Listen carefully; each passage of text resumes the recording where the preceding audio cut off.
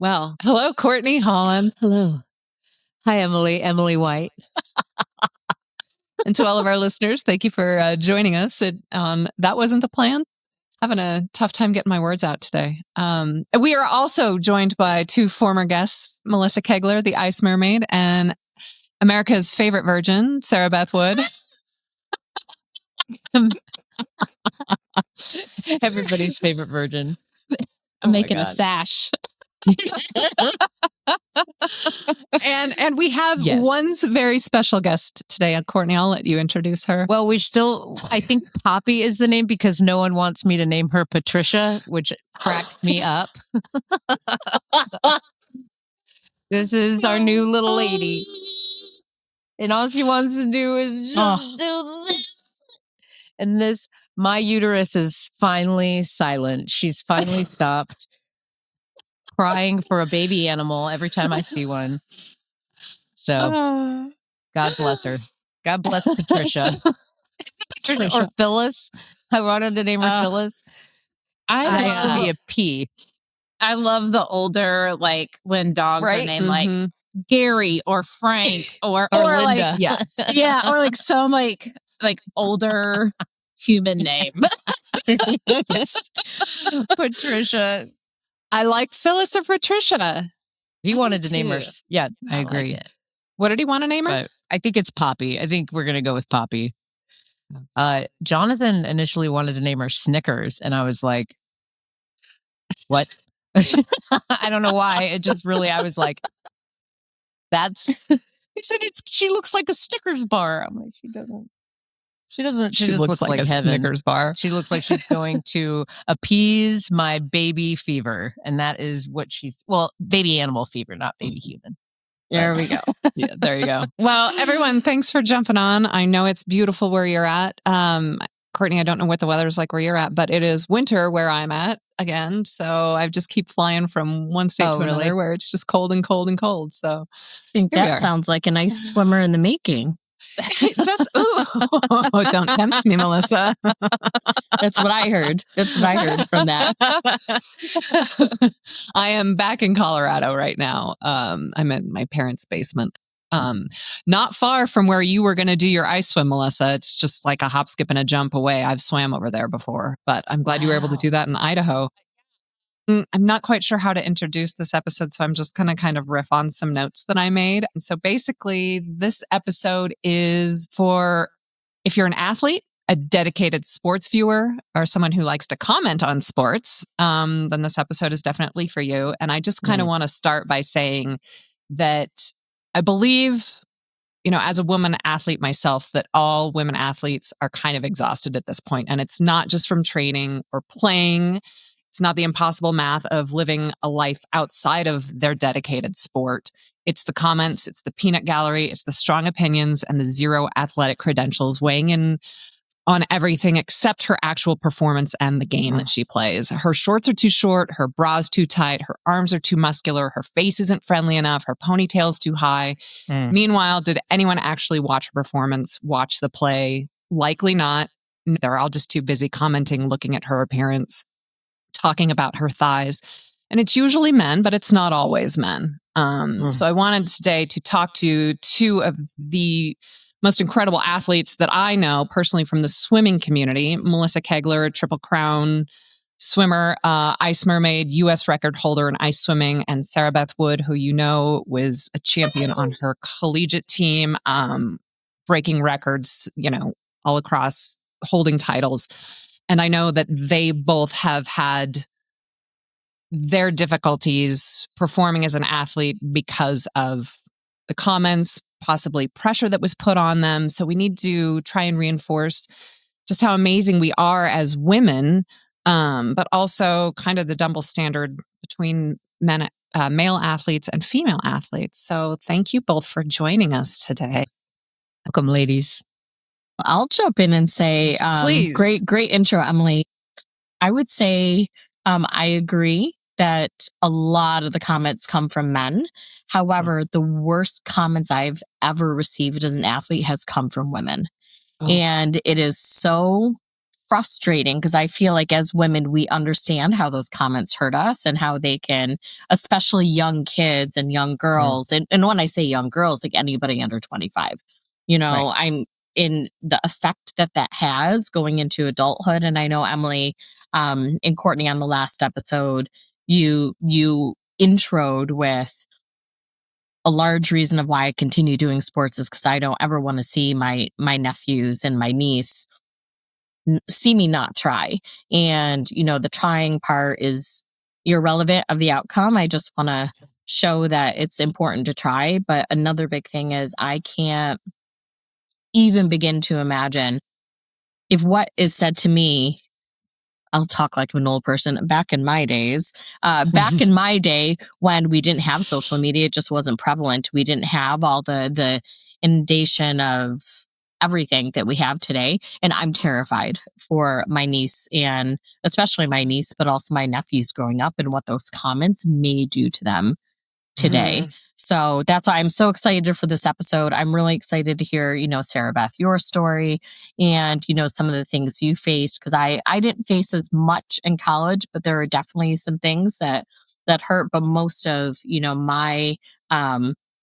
my comments and issues came as an adult over the age of 30, which is also, I have a little different perspective because I was an adult hearing those things for the first time, thinking, oh my gosh, what if this is when I was 15? What if it was my first year in college? How would have that affected me today? I have thicker skin today a little bit because, as adults and women, we grow that skin, but it's, I can't imagine what that does to young kids. So I think this is going to be a great episode. Thank you, both Courtney and Emily, for doing this today, and can't wait to hear and share from everybody. Yeah. I mean, I think it's a really important topic, especially for, as Melissa pointed out, for like younger people who aren't established in like who they are. And I think about how it's still hard for me as a 40-year-old to like combat the negative thoughts in my head whenever I get down about like something about how I look. And so it's infinitely harder when you're growing up and you're insecure and you just are just trying to like fit in and match them, like whatever is like the hot, like new look. Like, I think there's so much pressure on us from society to look a certain way and to be appealing to men. And I'm just so ready to like break that. And I think on the flip side, there's a lot of this going around with awesome athletes in the public eye, like Ileana Mayer. I don't know if I said her name right, but just like out there trying to like combat this in a very public way. And I'm just like, oh man, I wish I had this. I wish I had seen this. Well, like when I was, 18, 19, 20, like going through college, I think it would have just changed the outcome of my collegiate career in a big way. So anyway. And it's not just for athletes too, because I've struggled my entire life, still do, with body image. But it just so happens that, when you're trying to do something out, a sport outside of just daily life, that you do need your body to perform a certain way. But you've got that other side of society wants me to look and act, kind of like this. But my sport actually requires me to either gain weight, build muscle, do this or that, where's the healthy balance there? So I've always... Everybody is different. Like since I was in 8th grade, I weighed 150 pounds. Like that, like has been my body. Like, and it's just grade? Like, that's just the way that, I weighed boom. Boom. And that was like it. And that's like my like pretty standard it fluctuates. But that wasn't like back then. That was definitely not the look. Like in the late 90s and early 2000s, it was like, how skinny can you be? It was how awful. wafy. Yes, I have so many strong feelings about this. Courtney, you were a dancer, correct? Well, eating disorder is part of my story, and with the addiction, drugs, and alcohol. But I remembered the most traumatic thing that happened to me not traumatic. I don't know if I can use that, but I was the first girl to get boobs. I was in 5th grade and it was like, there they were. And so when we would wear leotards, I was the only one that had boobs. And it felt like I was fat. Like, I don't know where I got that from, but like I felt fat because of my boobs. And so I hated my boobs for a long time. And then I got single when I was in my 30s and I was like, okay, I kind of am grateful for you ladies now. Okay. But other than that, like, yeah, the wafy, like shoulder, like always walking like that. And I was a ballerina, but like smaller I could be, the better. But yeah, the boobs, I hated them. God. Oh. And then people would say, wow, your boobs look really big today. And I heard, you are really fat. That's what I would hear, even though that's not what they meant. But that was hard. And then, going to college and taking all the dance majors classes, I wanted to be a wafy dancer. Ballerinas are waifs for the most part. And then we have that beautiful not new. And of course, I won't be able to think of her name right now. She's phenomenal, and she is got a woman's body, and her name is on the tip of my tongue. Oh gosh, Copeland. Oh, Missy. Oh, Misty Copeland. Misty Copeland. Thank you, Yeah. Missy. Yes. Yeah. Misty Copeland is, I mean, that she has broken so many barriers with everything, but like also just her body type and being a prima ballerina is pretty phenomenal. But yeah, and then going to LA and trying to have a career in Los Angeles, like, which I didn't really try all that hard because I was like, I don't think I like this. I don't think I'm going to just get drunk and then I'm going to have a problem and then I'm going to go to rehab. But yeah, like, I will say I do see positive changes in media and like the bodies that girls like want now is more a full butt, like, the butt, thank God. I had a butt from a young age and it felt like, why did we want to be waifs? Ugh. Yeah. I don't know. It was the look at the time. It was. And I will say, like, it does do the flip side where you have, like, with the whole Kardashian body that you see now, it's like, it's also another impossible standard. It may not be Absolutely. starving yourself, but it's like people are getting Brazilian butt lifts to look that certain way. They're removing ribs. Yeah. And it's like, y'all, can we just not, like, let's just not, like, let's just be strong and healthy. Like, So here's a question for anybody to answer, and you can all answer. When was the first time you realized that somebody was watching your body instead of your performance? Mine was very clear.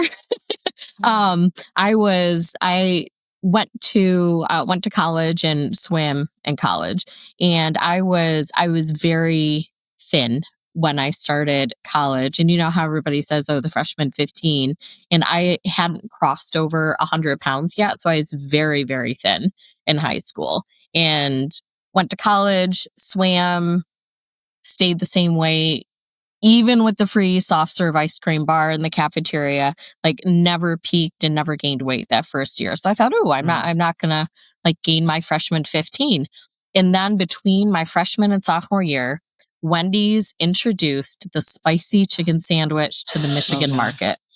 And I was obsessed with it. I'd never had a spicy chicken sandwich before, and it was $5.25, including tax. So it was nice. Like, I was a math person, so it was nice round numbers. I had $5 bill. I had my quarter. I'm ready.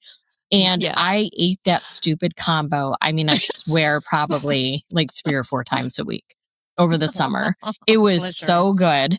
And I remember, the first time my jeans didn't fit, but I was like 18, 19. I didn't really care. I mean, I was still thin. And, I remember my sophomore year going back to college, going on the swim team. And for me, I have a really difficult time eating right after working out. It's just like my stomach doesn't feel good. I usually need to wait 30 minutes, an hour. And my coach at the time said, hey, Melissa, I noticed you've gained a little weight. And there are also comments coming from the parents that I found out after the fact too, that, oh, Melissa's gotten a little heavier. And I remember my coach saying, we should get you in to see a nutritionist because you've gained a lot of weight since last year.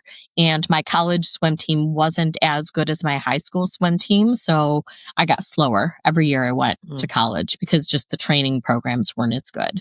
So I would, I guess, regress, or point is get slower.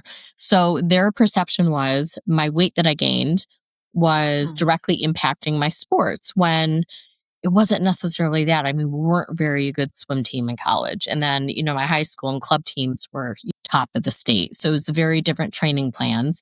And, I started working out. I did go see the nutritionist, and we didn't have a Wendy's in my college town. So I was safe for the year from the spicy chicken sandwich, and I started losing weight again.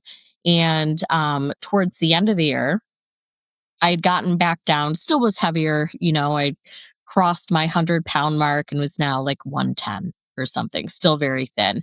And then I started getting the comments, hey, Melissa's not eating with the team after practice and she's losing a lot of weight. And my coach approached me towards the end of the season and said, hey, Melissa, we've noticed you've been losing, a fair amount of weight. And, I'm 5'2", so 10 pounds is a lot, on a short frame. We noticed you're losing a lot of weight. We heard you're not eating with the team. Are you sure you're okay? You should go see a nutritionist to make sure you don't have an eating disorder. And I thought, wait a minute. So 4 months ago, I was too fat and I needed to go see a nutritionist because you just looked at me. And now it's the end of the season. Nothing has changed except for Wendy's not being in my college town.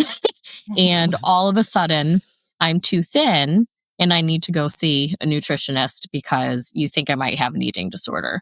And that was the first time I thought something isn't right here. Why do they even care? I'm doing everything the same I did last year. And I ended up quitting the team that year because it was just so, the back and forth was so traumatic with people focusing on me. I wasn't getting any better when I was in college. It was all negative and I wasn't fast enough. I was getting slower. I eat too much. I don't eat enough. I don't eat with the team. I'm not what they're looking for. And I feel like I'm very fortunate because I was smart enough at that point in time, or maybe not smart enough. That's not the right term. Because I think you can still be smart and just not aware. But I was the first person I knew that was getting approached. So I didn't have any reference point. And I just said, it's not worth it. I have lots of other stuff going on. I like school. I loved school and I loved my classes. So I don't know. I'm not doing good. I'm going to quit. And that was the end of it. And it wasn't until later on when I started talking to other athletes, and I wish I knew this at the time. It's all the coulda, woulda, shoulda things. I wish I knew at the time other athletes were going through the same thing and they made the decision to hurt themselves, and they made the decision to not eat, and they made the decision to throw up or force feed themselves when they shouldn't have. I remember another girl, she was a vegetarian. She's on the track team. And she's the first vegetarian I knew. I never knew anybody else. So I was curious about what a vegetarian was. And she would eat bacon over the weekends and eat meat. And she would sit at lunch and cry. And we finally got into conversations because her coach said she was too lean. She needs to build muscle mass. She needs protein. I don't know if we didn't have protein powder at that point in time, but it wasn't a thing back then. Mm-hmm. Yeah. So she would force feed herself meat on the weekends. And it broke my heart to see her do that to herself, knowing that it's not her beliefs. It was everything against what she stood for. And the more I started paying attention in the school, and the more I thought, oh my gosh, is what happened to me common? And I wish I knew then that it was, because I didn't. I wasn't, even though I was in athletics, I wasn't tight in the athletic community because I loved academics so much. And I just wish Well, Sarah Beth, as you said, I wish I had that person when I was like 18, 19, and 20 that was talking about those things, that was having a different body type, that was prevalent in speaking up. And I just wish I could go back in time, because I remember like that was the beginning of seeing these things. Is when I went back to school, there was nothing that changed except for this restaurant that wasn't in town. And why did people care? I mean, why, and especially why did the parents care that I gained weight? I mean, 110 pounds is not that big. I mean, it's Not at all. less than half my body weight, or more than half my body weight now. I mean, I'm like 2 of me back then, and it hurt so bad. I just wish I could go back and do something. And that's kind of like, that's why this topic is so important, because I hope somebody hears that and realizes, wow, somebody said that to me. That's kind of messed up. I think something might be wrong. Yeah. Sarah Beth, you had some issues swimming in college too, didn't you? Or did you? I did. Yeah. So on our college team, and I was in college, just to give like time reference, from 2003 to 2007.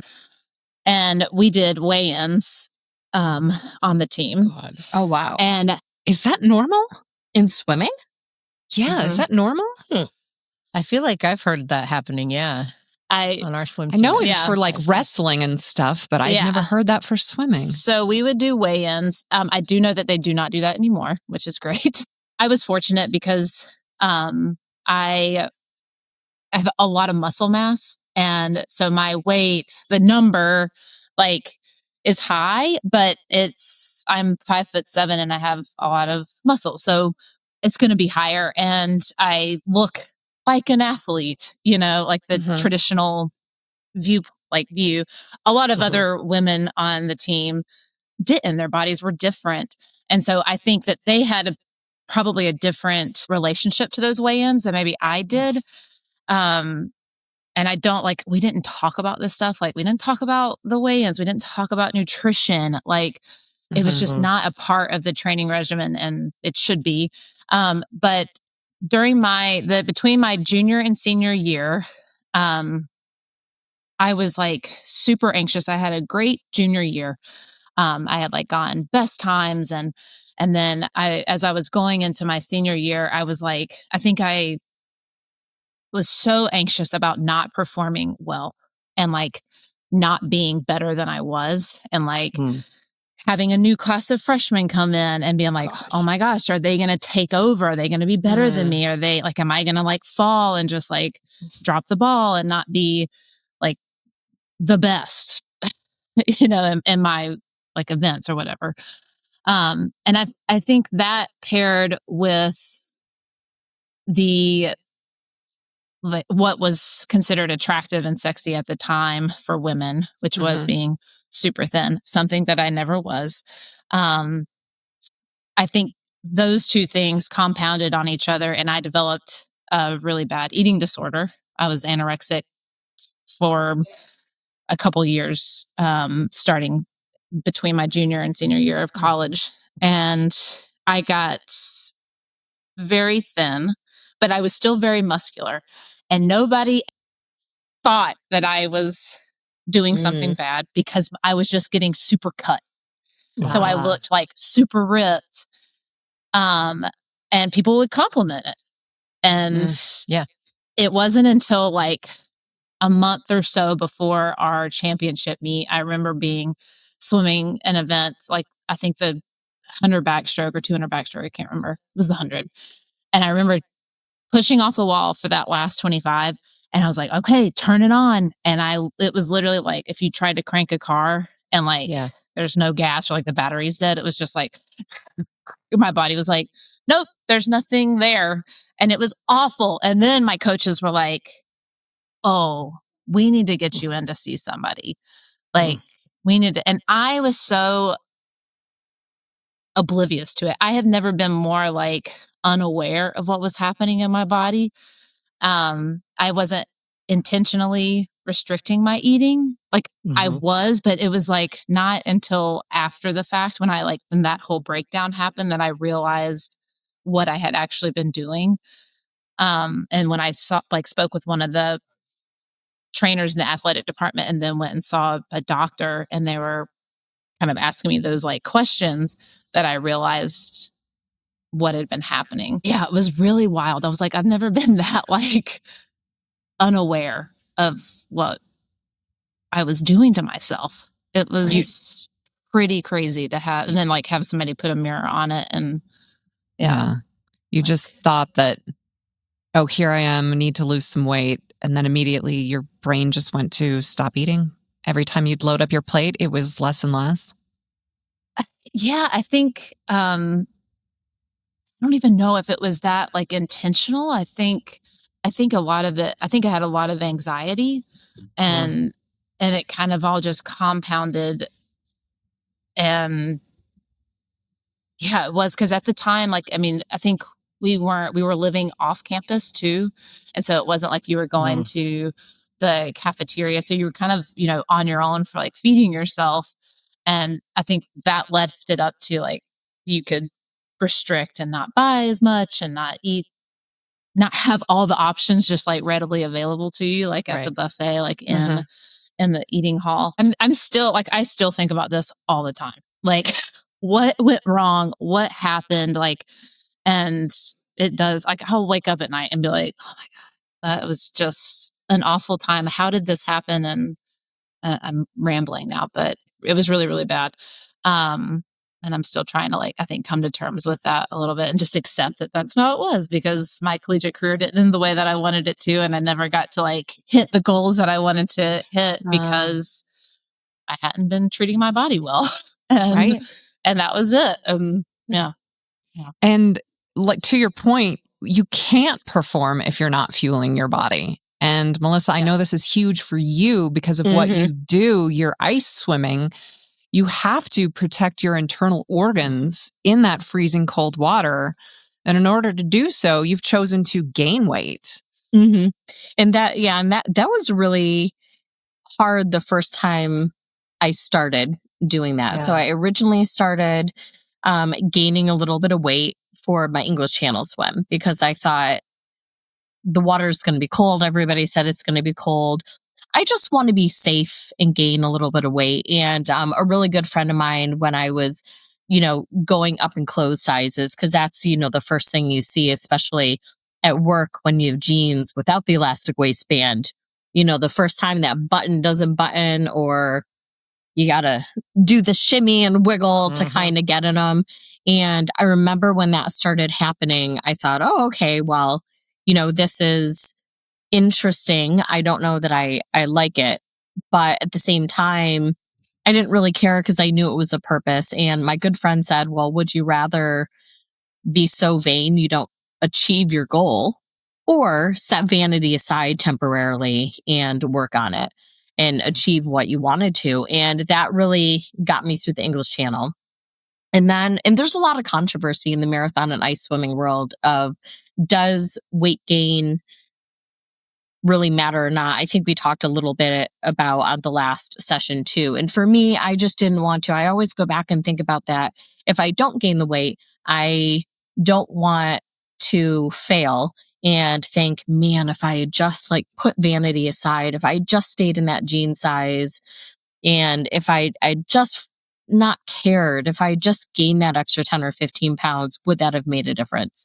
So for me, it wasn't necessarily for English Channel about working through, the challenges of gaining, buying into the theories of if it mattered or not. I just wanted to give myself the best chance possible succeeding. And I didn't want to look back and think, if I had only done XYZ, if I'd only gained that 10, 15 pounds, maybe that would have been a difference.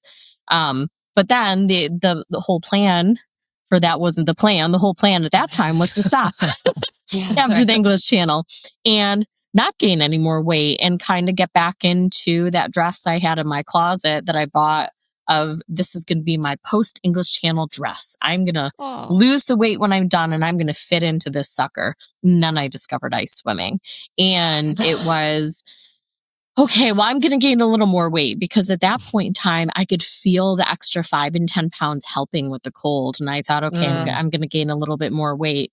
And then my goals started getting bigger, and I had to, really dial into nutrition and how do I gain weight healthily.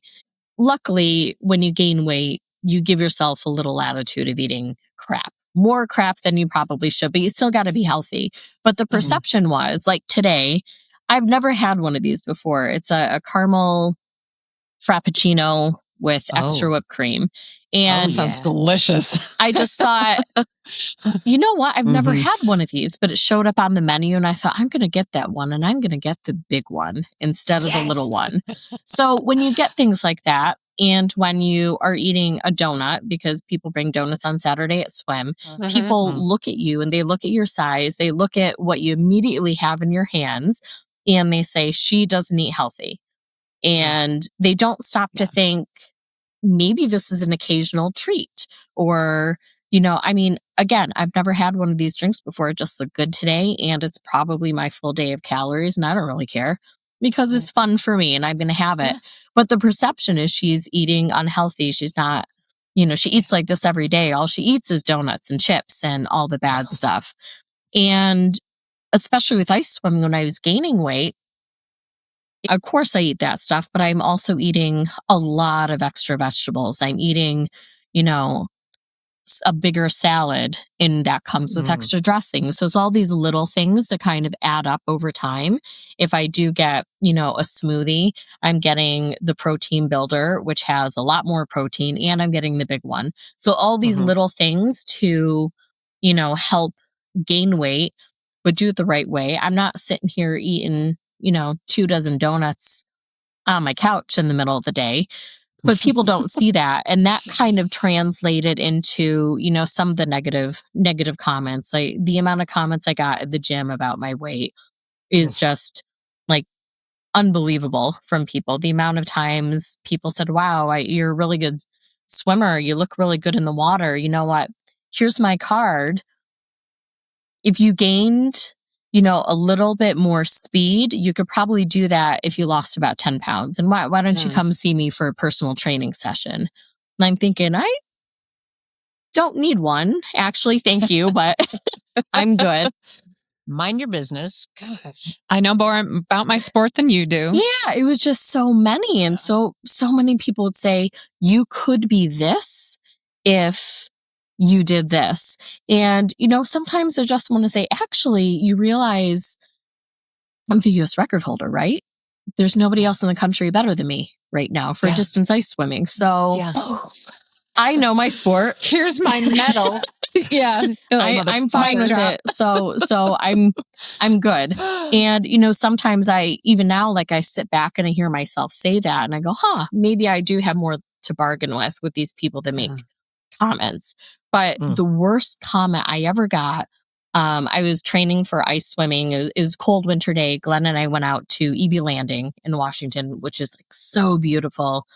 And nobody was really there and we were swimming. And how Glenn and I swim is usually if it's a cold winter day, I'll swim first and he's on land and then we'll switch and he'll go in and swim.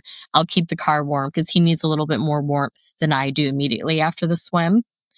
And so we have safety and we watch each other. And Glenn was out there and I had just gotten done and I was like all wrapped up and there was a woman sitting in her car and we got to chatting and she was saying, oh, have you ever heard of the English Channel? I'm like, oh yeah, I swam that earlier.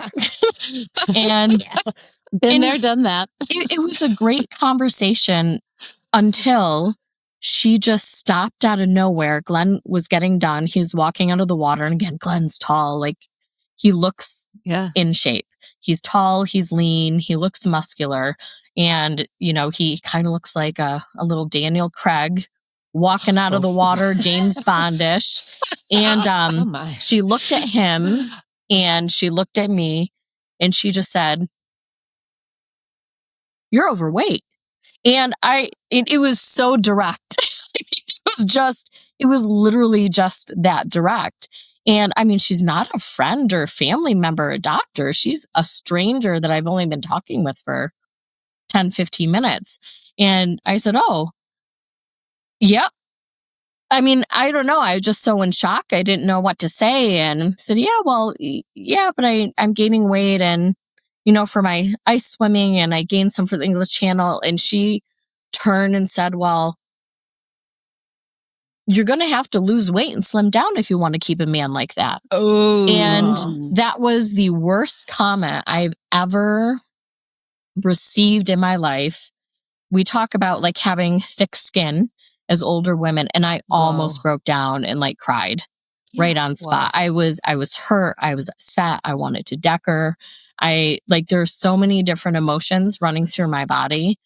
And I always say nature provides. And right after she said that, there was like a whole bunch of otters in the water that distracted me from the situation of, being the person I'm not and really kind of lashing out at her. So Glenn and we just got in the car, and I think I must have unloaded, not at Glenn, but like unloaded to Glenn about this awful woman for a half an hour at least. And then on the way home, and then on the ferry, and then after the ferry on the way home. And so when we talk about like negative comments and all these things, women are the worst. And it breaks my heart. And to be that blunt about things, and like, who has the right to tell somebody that? The only person would be my doctor if it's in a controlled setting, if we're actually there for the intent of talking about nutrition, or I'm in a place where my weight is directly impacting my life or something. I would expect that kind of conversation. But I mean, some random person on the beach, and for only the sake of keeping a man. I mean, you just don't need it. And I'm sure it's not a unique story too, which is the sad part. No. So, but that was definitely by far like the worst comment I've ever received. And it was so hurtful that it was, by a woman too. Yeah. Who Did says you get that? her license plate number? I wish Asking for a friend. Courtney's gonna come out and cut a bitch.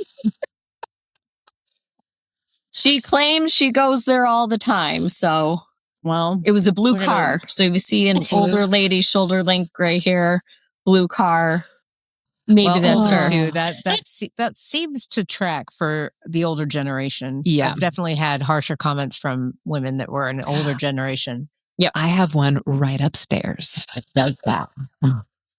So, yeah. And it's Get like her on here. Let's like, talk to her about it. Just kidding. Yeah. Ma'am.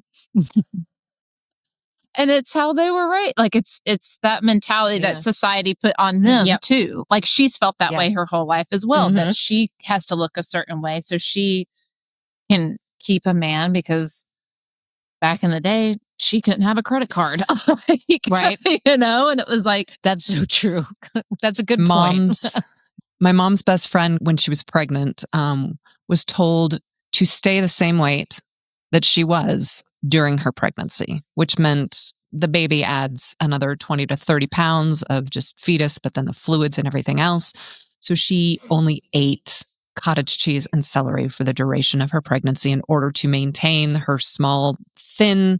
She was probably 5'8", probably 110, and she had to maintain that throughout her whole pregnancy. And this was the late 60s, early 70s, where, nutrition wasn't really a topic of conversation, but just how unhealthy. So yes, I do believe that there's a generational thing there. As our generation 100%. is doing our darndest to push beyond that and to educate ourselves and positively talk about, how healthy it is to eat well and, maintain whatever you need, the muscle mass that you do for your sport, the weight that you need to for your sport. And it brings me back to, Melissa, in one of your episodes, Randy made a comment to you and he said, I now look at bodies and think what that body is capable of doing. Yes. So I remember I was talking to Randy, who the Alki community knows well and dear, and he's so insightful sometimes. I mean, he has a lot of good advice, but I remember on this occasion we were talking about, because he was doing an attempt for the English Channel too, and that's kind of how all this stuff came up. And we were talking about bodies and smaller people and bigger people and, just what they look like and the false perceptions of size. And I remember him saying, I'm really looking at people, and instead of looking at someone and judging them and thinking what they can't do because of their size, what a thin person can't do, what a big person can't do, what a muscular person can't do. Look at them, and instead of judging them and framing this, constructing and framing this idea of what they can't do, why don't you push that aside and look at a person and say, wow, they have an interesting body. I wonder what their body is meant to do. And I wonder what their body is capable of doing. And that kind of opens the mind to a different perspective and a different way of thinking about bodies. And, okay, well, maybe they are thin. Maybe a thin person can't do ice swimming, but they'd probably be awesome at those hot weather around Key West events that I can't do because I'm going to overheat. And, maybe a bigger person can't do that, but have they ever tried ice swimming before? So there's all these different things that different body types, can do, but then also they can change and shift their body type. It's not like, they're going to stay that way forever. Maybe they want to, maybe they don't. I know if I want to get into warm water swimming, I am going to have to swim in an indoor pool. Step one. Whoa. Go inside. Oh, no. Go inside. So that's like the first hurdle of getting to an indoor pool. I do know I am probably going to have to lose some weight because I'm pretty warm with all my insulation, and it's serving me very well right now. But, I was just in Texas visiting the kids. I tell you what, I was sweating my tail off. I woke up sweating. I ate lunch sweating. I was outside walking sweating. I was showering sweating. I swear it was hot. But you can't do all that until you get your unicorn swim in. So exactly. Well, and then I start thinking, do I really want to do this? I mean, do I really want to change my body for a different type of goal? I don't know. But if I do, how do I do it healthily? And how do I not give in? And this is another thing, which I don't know, could be an entirely different thing, but how do I do it without taking drugs and medication now? Because ads are everywhere. There's always a new drug, a new medication. Back in our day, it was the exercise infomercials of the Thigh Master. Ooh, I'm going to lose weight if I get my Thigh Master. I know. Hilarious. So there's all this stuff. And that's another thing. I think people should also be able to the freedom to change their bodies and do it the way they want to and lose weight, gain weight without that stereotype too. Yeah. So yeah. Oh, I remember those. Yeah. Get those crunches. Yeah.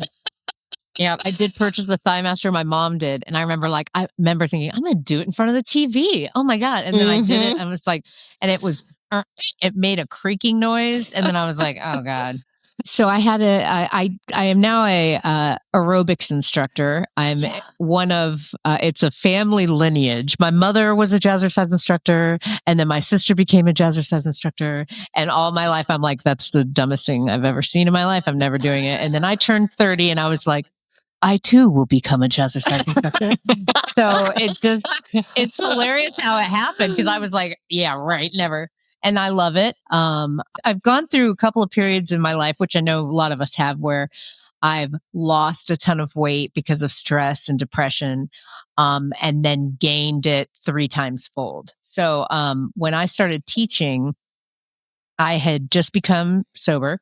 I was heavier. I'm heavier than I had ever been. And my dad was his heaviest at this time too, and we weighed the same. And I was like, don't love that, but with sobriety, there was a lot of joy. There was a lot of, so I then was, making these changes. I became an instructor. And so slowly the weight came off in a very healthy way. It took about 2 years. And it was so much fun because every pound I lost, I'm so delusional. I was like, oh my God, I'm a size 2. And I'd go and I'm like, nope, we're still in the double digits. But I felt so good about myself. It didn't matter. Yeah. So I've maintained a body type, since, because I was certified instructor in 2012. So anyhow, long story short, I did go through a period of time in recovery and sobriety where I had a bunch of teeth surgeries, and I went through quite a few life changes at once. I was let go from a dream job I had. A relationship ended, and then I had this awful teeth stuff. So I lost a lot of weight, and not intentionally. And I look back at videos now, and I'm like, oh wow. But I went to a class, and I remember I felt good for the first time. Like I felt like I was coming back out of it. And a woman approached me right. And she's an instructor. She approached me right after class, and she goes, oh my gosh, Courtney, you're wasting away. I am so worried about you. And it took because I remember the days when people would say like, oh my God, you're too thin. And I'd be like, thank you. Like I want to look like I'm dying. And this was a moment where I was so angry. And I also thank perimenopause for kind of giving me this, a little chutzpah and being like, you know what, I'm not okay with that. So I went up to her and I was like, I hope you don't talk to any other students about like that. I was like, you just took the wind out of my sail. I was like, I was so feeling okay. I know I don't look great. I know I look sickly. And it made her cry. And I didn't feel bad because I was like, I think she had said this to other women, just commenting on your body at all. Like it wasn't necessary. And I had just gotten done. I'd forgotten, I had no butt. I was like when you pick up a frog and their legs hang down. And I just looked like a, sickly old bird and with dentures. So I was like not loving life. But of course the boobs were still there. I don't understand these boobs. They're like, we're not going anywhere.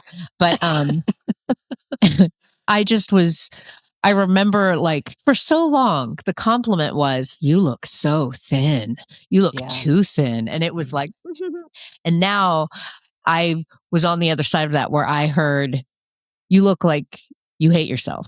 Like that's kind of how, and that was kind of what was going on. I hated myself. And that's why I also hated when I gained a ton of weight, because then I felt like the way I felt about myself inside was showing on the outside, and same with losing a ton of weight. So both sides, I was clearly not being kind to my body, and my body that does so many wonderful things for me. And man, Melissa, what is your body capable of?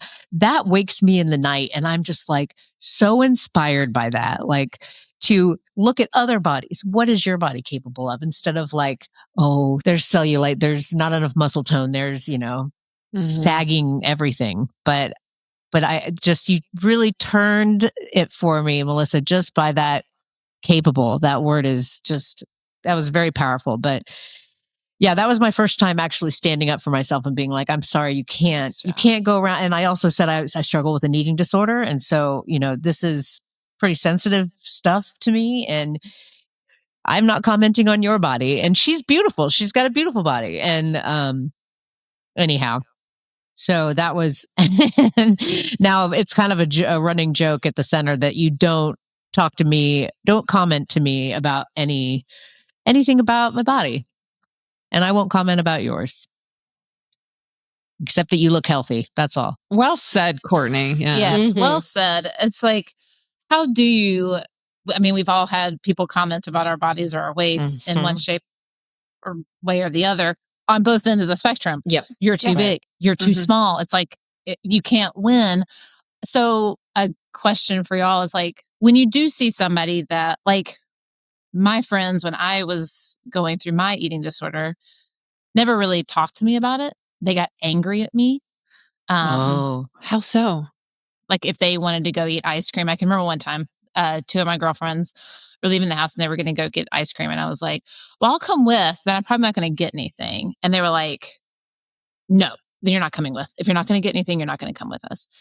And I'm not like it's a really hard thing to deal with. I think for like your friends to watch you go through something like that. Sure, and then you start internalizing that. We're all young women, like trying to I don't know, fit in.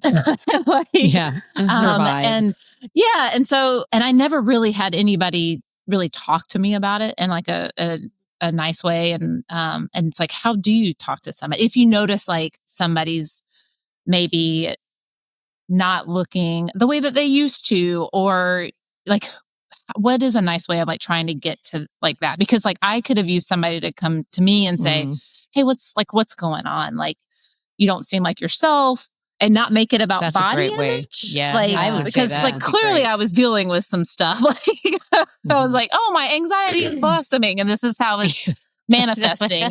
Like, how do you talk to somebody without like making them feel bad, without it being about how they look? Because it's mostly not about that. Like, you know, how do you talk to somebody? For other young women that are dealing with this. What you said there is a great way to start, is just like, hey, is everything okay?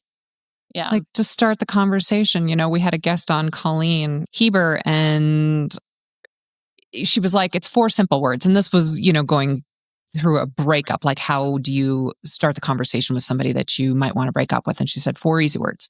We need to talk. So this is kind of in the same vein of, you know, approaching a friend or somebody that you might be concerned with. For sure, Just, you know, just being like, hey, do you want to go for a walk or something? Do you want to, like, is everything okay? Just want to make sure you're okay. So maybe that's the way. I'm no expert. I like that you don't seem like yourself. Yeah. That's There you really go. powerful. You don't seem like yourself. Yeah. Yeah, I know. Like, I had somebody say before, they were just checking in to make sure I'm happy with where I'm at in life, and just say, hey, how you doing? You know, are you happy with the way things are going? And, you know, then you start thinking about, I mean, I was, you know, at the time, so there wasn't really much to talk about. But, you know, I think about if I wasn't happy, there's probably, you know, how, you know, somebody says, oh yeah, I'm fine. And usually the fine is the key word for aha. You know, Emily's not happy. She said she's fine, and it was with a tone. And then you can start. Then you can don't ever ask me how I'm doing, because that's always the answer. Yep. Then they can start drilling down a little bit. But I think, you know, going into approaching it kind of like you do for, you know, mental health and mental awareness is always a great subject, because I think they're all intertwined to some degree anyway. Your body's not doing well. You're not treating yourself well physically. You know, that's gonna hit up here too. Yeah. And even subconsciously, the way that Sarah Beth went through it, where it was not even intentional, it was a completely, like the way you describe it, it happens without you even realizing it. You know, and Sarah Beth, when you were talking about the 2, I was thinking, I wonder how many other people are going through that, not even aware that they're going through that stuff. And I don't know if, you know, because I was thinking, if I had a friend, would I even recognize that they're going through somebody? If they're not self-aware, would I be self-aware? And if I was, how would I start that conversation with them? And, you know, I think of this, they're probably going to, you know, deny something at the beginning, like we all do, if we're not aware of something. But yeah, it's a really interesting question. How do you start that conversation, especially if they're not aware of what they're doing? That'd be tricky. Yeah.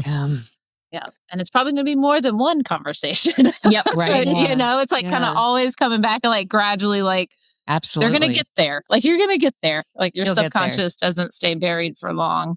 Yeah. It'll work its way out like a splinter. That's how I always feel about, like, you know, you get the things that you don't share or talk about, or don't even know that they're affecting you. Eventually they're going to come out in one way or another, whether it be, you know, numbing out on drugs or food or sex or, you know, gambling, whatever your vice is. Puppies. It'll come out eventually, and it's just puppies. I've got a dirty puppy addiction now, y'all. Help me. Everybody has their own thing. I went through a period, I was addicted to buying cat condos, and I would saw those, like, I was super depressed. Everybody has their shopping weakness, and I found you could buy cat condos for cheap on eBay. And I only had 1 cat at the time, and I had probably like 25 cat condos in the house. In a 1-bedroom, and when I say house, 1-bedroom apartment that I was renting, not a house. And it was awful. I did not think I could love you more, but I love you even more than I ever knew possible. It was Like, honestly, it was like the amazing. worst addiction. My parents have some of them now for their cats, so I did get rid of them. I only have 4, 5. You're we'll say. phenomenal. I have a few, but it's less than 6, I think. And now you have 2 cats. So I have 2 cats. There you go. So It's evens itself I did not out. expect you to say Amazing. 25. I know. condos. that's amazing. Courtney, it was so much. I mean, they were in the living room, they were in the bedroom, they were lined across when I say cat condos, I'm not talking about small cat condos. I'm talking about like the good deal that you buy for $500 at, Petco or something, but they're on Holy eBay shit. for like $89.99 with free shipping. And so if you got that deal, this is bad because now I'm going to like enable other cat condo addictive buyers on this episode. But like you can get a deal for the big ones for under $100. And so that is. it's like 4 and 5 feet tall cat condos lining the walls of a 1-bedroom apartment. Oh my God. It was horrible. I know where to go. It was horrible. Beautiful. You dropped that in there like you were very brave for you. Like I had an addiction to buying cat condos. Cot condos. Everybody has their own thing. It was like They the do. worst period of time I went through. Yeah. Oh, bless your heart So- too. Like Yeah. that's so God. I have currently an addiction to jelly beans and only the tropical jelly beans. And I'm gonna just be honest. I spend about $60 a week on jelly beans. You have to buy them. I buy them. I know.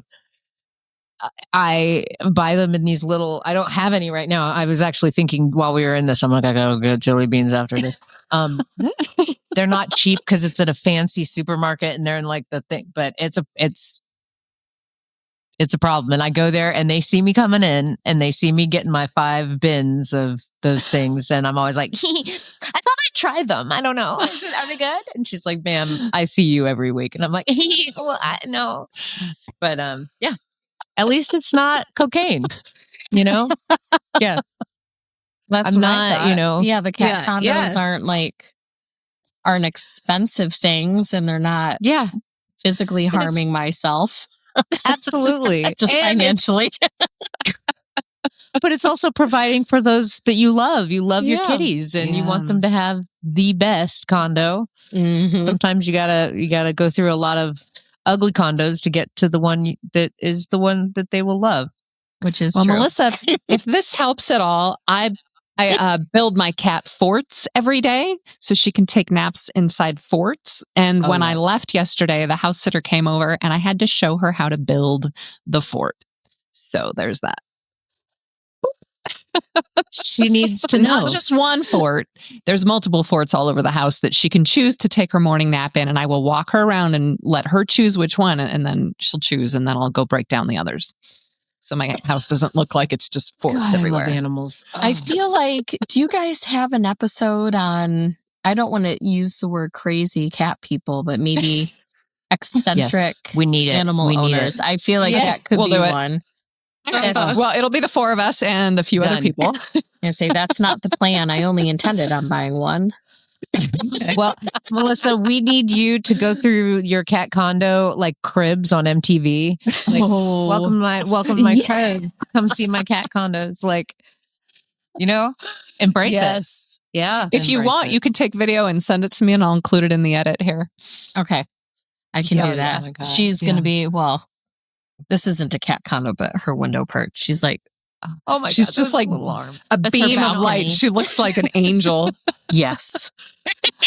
Oh, I love So sweet.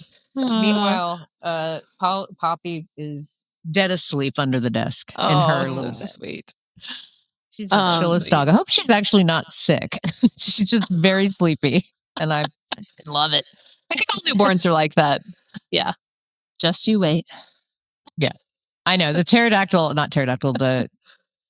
Velociraptor. Velociraptor. She's coming, and I know it.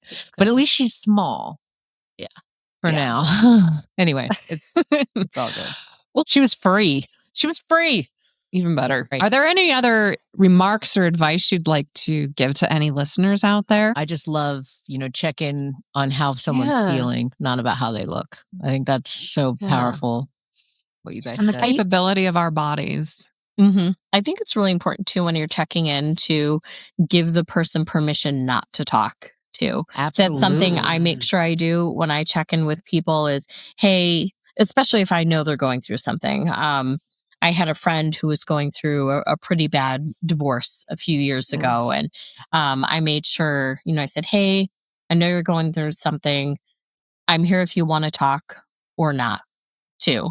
And I think just having sometimes people reach out, because I think you get really stressed about, ooh, am I going to have to talk to them? They reached out. They want to talk. I don't want to talk. There's a lot of people that internalize stuff and it works really well for them. And that's okay too. But just acknowledging and being aware that maybe this person doesn't want to talk and giving the person permission not to say anything really helps as well.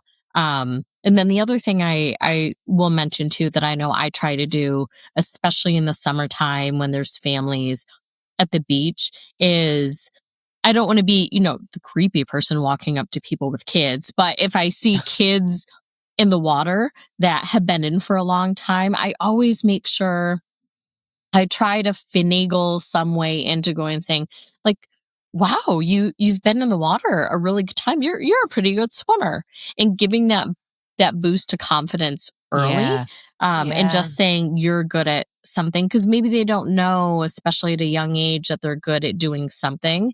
Maybe they don't always have somebody in their life telling them and verbally communicating to them that they're good at what they're doing, and then that starts to get them.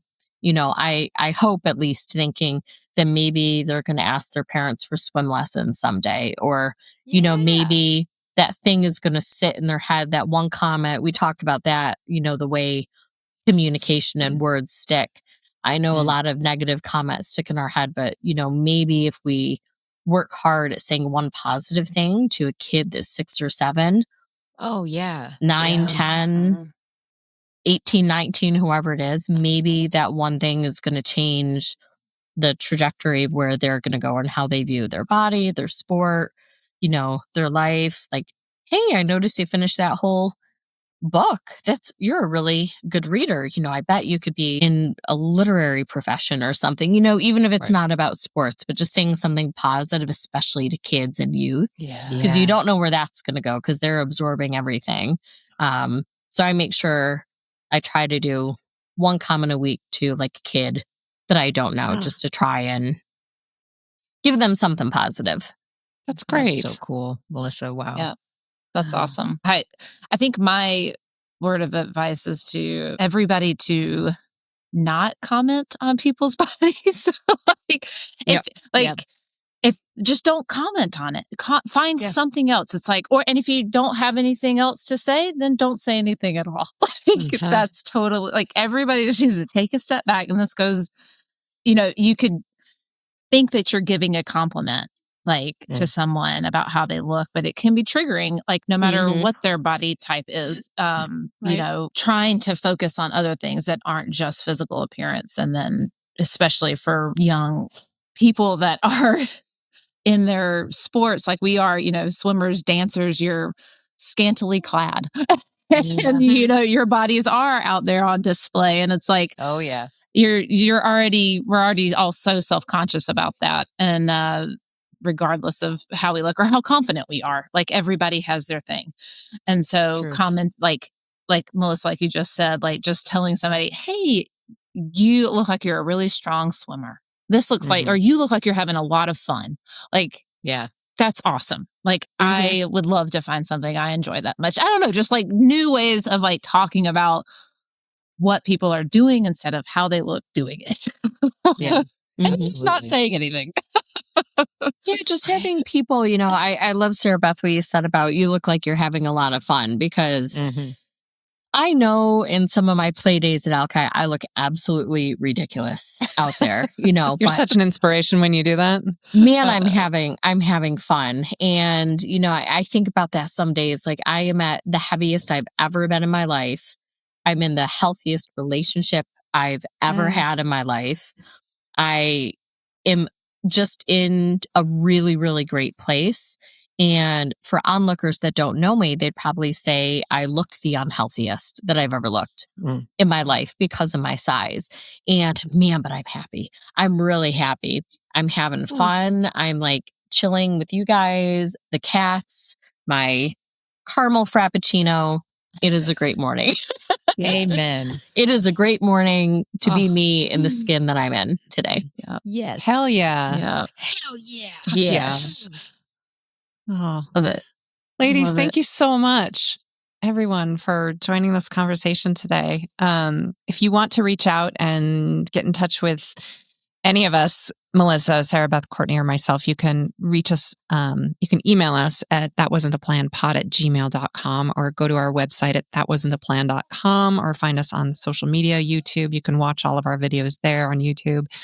But we will continue to support each other and support athletes, whether that's dancing to swimming to rugby to table tennis and everything in between and everything that I can't even think of, right?